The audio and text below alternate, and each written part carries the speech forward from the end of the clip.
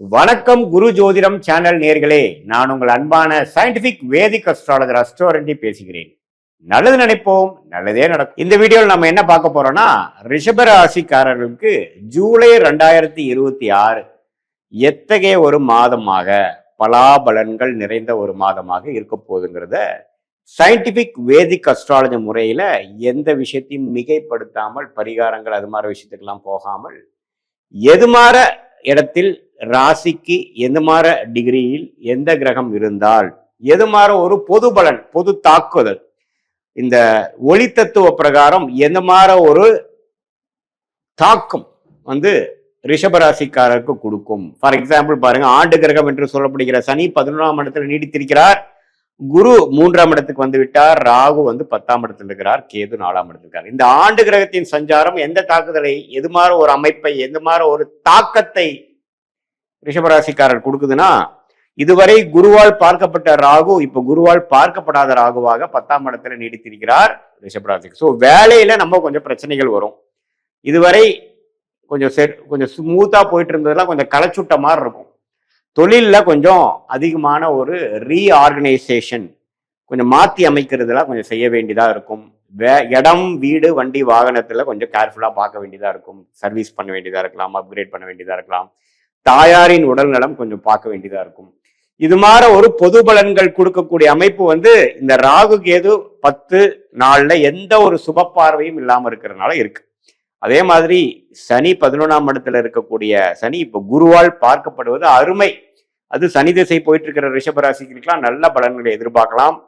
இன்னுமே வரக்கூடிய லாபங்கள் அதிகமா வரும். வேலை பளு அதிகமா இருந்தாலும் லாபத்துக்கு குறையில்லாமல் இருக்கும். வேலையில நல்ல ஒரு ப்ரொக்ரெசிவான அமைப்புகள் இருக்கும். மாணவர்களும் நல்லா படிக்கக்கூடிய அமைப்பு அதெல்லாம் கொஞ்சம் கொடுக்கும். அதே மாதிரி குரு 3ஆம் இடத்துல 7ஆம் இடம் என்று சொல்லப்படுகிற மனைவி ஸ்தானம், கணவர் ஸ்தானம், குடும்பஸ்தானம், அந்த பங்குதாரர், நம்ம அன்றாட வாழ்க்கையில மீட் பண்ணக்கூடியவர்களை பார்க்கக்கூடிய அந்த பாவமாகிய 7ஆம் பாவத்தை குரு பார்ப்பதனால நல்லாவே நிறைய அசோசியேஷன், நிறைய இந்த பிசினஸ்ல இருக்கிறவங்களுக்கு நிறைய கான்ட்ராக்ட்ஸ், நிறைய ப்ராஜெக்ட்ஸ் கிடைக்கிறது, வியாபாரம் பெறுகிறது, வேலையில் இருக்கிறவங்க, மார்க்கெட்டிங்ல இருக்கிறவங்களுக்கு நிறைய கஸ்டமர்ஸ் பார்க்கறது, சோஷியல் லைஃப் அதிகமா இம்ப்ரூவ் ஆகிற மாதிரி, நிறைய கான்டாக்ட்ஸ் இன்க்ரீஸ் ஆகிற மாதிரிலாம் அமைப்புகள் கொடுக்கும். ஸோ இதெல்லாமே கொஞ்சம் நல்ல விஷயம்தான். இது மாதிரி கணவர் மனைவிக்கெல்லாம் கொஞ்சம் கருத்து வேறுபாடு இருக்கிறவங்களுக்குலாம் குருவின் பார்வை கொஞ்சம் நிவர்த்தியா இருக்கும். பட் என்னதான் இருந்தாலும் ராசிக்குள்ள மாதம் முழுவதும் செவ்வாய் இருக்கிறார். ஸோ உங்களோட ரிஷபராசிக்குள்ளேயே செவ்வாய் இருக்கிறது பார்த்தீங்கன்னா கொஞ்சம் கோபதாபங்களையும் எமோஷ்னலான சில விஷயத்தையும் கொடுக்கக்கூடிய அமைப்பு இருக்கு. ஸோ அதனால கொஞ்சம் அமைதி காக்க வேண்டும். வேகம் பெருசா விவேகம் பெருசா அப்படின்னு பாத்தீங்கன்னா விவேகமா இருக்கிறது தான் பெருசு. காரியம் பெருசா வீரியம் பெருசுன்னு பாத்தீங்கன்னா காரியம் தான் பெருசு, வீரியம் பெருசுங்கிறதே மறந்துவிடக்கூடாது. ஏன்னா செவ்வாய் ராசிக்குள்ளேயே மாதம் முழுவதும் இருக்கும் பொழுது அப்பப்போ உங்களுக்கு டென்ஷன் ஆகக்கூடிய சிச்சுவேஷன் நிறைய இருந்தாலும் பொறுமை காக்க தவறக்கூடாது. பொறுமை காக்கலின்னா என்ன ஆகும்னா கொஞ்சம் ஆர்குமெண்ட்ஸ் ஆகும்.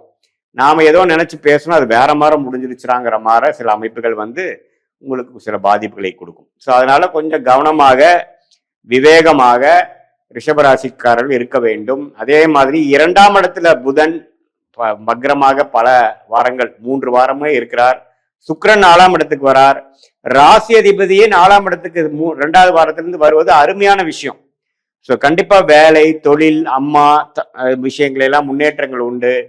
தாயார் மூலமா வரக்கூடிய சொத்து, இடம் வாங்குறது, வீடு கட்டுறது, வீடு கட்டி புண்ணியாச்சனை பண்றது, இது மாதிரிலாம் நல்ல அமைப்பை கொடுக்கக்கூடிய ஒரு புது வீட்டுல போய் நம்ம குடியேறுறதுங்கிறதெல்லாம் ரிஷபராசிக்காரர்களுக்கு நல்ல அமைப்பை கொடுக்கக்கூடிய ஒரு மாதமாக இந்த ஜூலை 2026 கண்டிப்பாக கொடுக்குது.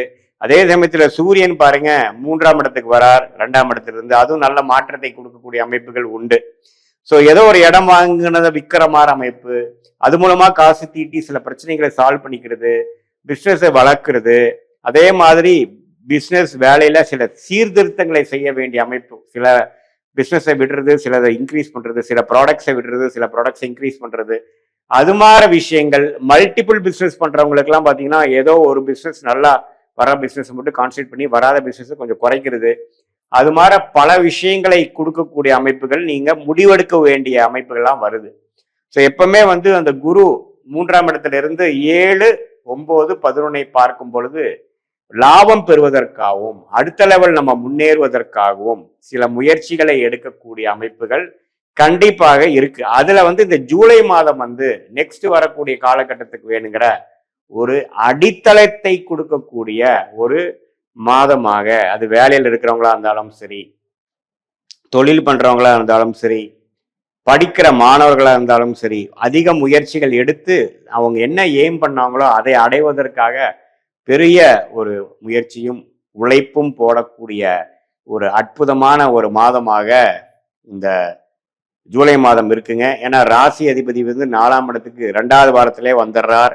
3ஆம் இடம் அதிகமான குரு புதன் அப்படிங்கிற மாதிரி ஒரு அமைப்புகள்லாம் சேர்ந்து ஒரு சுபத்துவமா இருக்கும் பொழுது நல்ல ஒரு அமைப்பு இருக்கு. முயற்சிகள் அதிகமாக இருக்கும். சில விஷயங்கள்லாம் டக்குன்னு நடந்து முடிகிற அமைப்புகள் இருக்கு. வரவேண்டிய பணம் வரக்கூடிய அமைப்புகள், படிப்பு, இந்த technical, IT, software, social media அதுல எல்லாம் இருக்கிறவங்களுக்குலாம் நல்ல முன்னேற்றங்கள், அது மாதிரி விஷயங்கள்லாம் கண்டிப்பா இருக்கு. பட் செவ்வாய் ராசிக்குள்ள இருக்கிறதுனால இந்த கணவரா இருந்தா மனைவி, மனைவியா இருந்தா கணவருக்குள்ள, அந்த குடும்பத்துக்குள்ள பேசுறதுல எல்லாம் கொஞ்சம் கேர்ஃபுல்லா இருக்கணும். பங்குதாரர்கள் அதிகமா இருக்கக்கூடிய நிறுவனத்தாரெல்லாம் ஓரளவுக்கு பொறுமையா இருந்துதான் நம்மளுடைய காரியத்தை சாதிக்குமே ஒழிய, நம்ம அவுட் ஸ்போக்கனா இருக்கிறோங்கிற மாதிரி பேசினோம்னா அது கருத்து வேறுபாடுகளை போய் முடியக்கூடிய அமைப்புகள்லாம் உண்டு.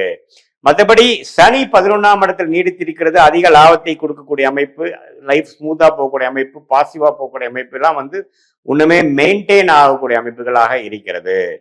சோ இதுதான் பொதுவான ஒரு பலனாக ஆண்டு கிரகத்தின் சஞ்சாரமும் மாத கிரகத்தின் சஞ்சாரமும் ஜூலை மாதம் 2026 ரிஷபராசிக்காரர்கள் இருந்தாலும் இது பொதுவான பலன் என்பதை மறந்துவிடக்கூடாது. உங்களுடைய பிறந்த தேதி, பிறந்த நேரம், பிறந்த ஊரை வைத்து நாம ஒரு அஸ்ட்ராலஜிக்கல் அப்பாயின்மெண்ட்ல பார்க்கும் பொழுது உங்களுடைய லக்னம் என்ன, நீங்க ரிஷபராசியில ரோகிணி நட்சத்திரமா, மிருகஷிர நட்சத்திரமா, கிருத்திகை நட்சத்திரமா, இப்ப என்ன தசா புக்திகள் போயிட்டு இருக்கு, தசநாதனும் புக்திநாதனும் உங்க ஜாதகத்துல எப்படி இருக்கார், யோகமான திசை போயிட்டு இருக்கா, அது எப்போ அடுத்த வரக்கூடிய நல்ல ஒரு டைம் எப்போ வருது, எல்லாம் இப்ப பேசின அந்த கோச்சாரத்தையும் சேர்த்து வைத்து பார்க்கும் பொழுது உண்மையே துல்லியமான பலன்கள் சயின்டிபிக் வேதிக் அஸ்ட்ராலஜி முறையில டிகிரி அடிப்படையில பார்த்து எதையும் மிகைப்படுத்தாமல் நெக்ஸ்ட் வரக்கூடிய ஷார்ட் டேர்ம் ஒரு 2 to 4 months எப்படி இருக்கு, அடுத்த வரக்கூடிய லாங் டேர்ம் எப்படி இருக்கு, எது மாற வாழ்க்கை பயணங்கள் நமக்காக காத்திருக்கிறது, எந்த விஷயங்கள் நமக்கு நடக்கிற மாதிரி இருக்கு, எந்த மாதிரி விஷயங்கள் நம்மளோட கர்மால வரல,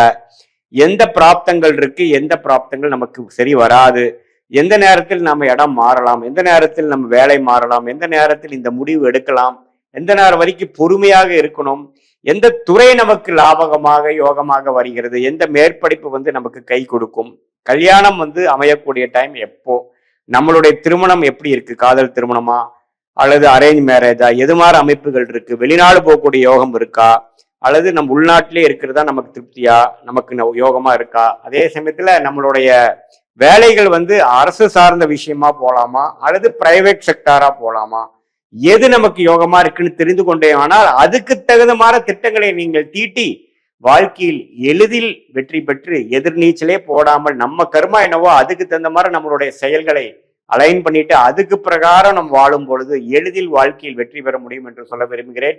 மீண்டும் மற்றொரு காணொளியில் சந்திப்போம். நன்றி, வணக்கம்.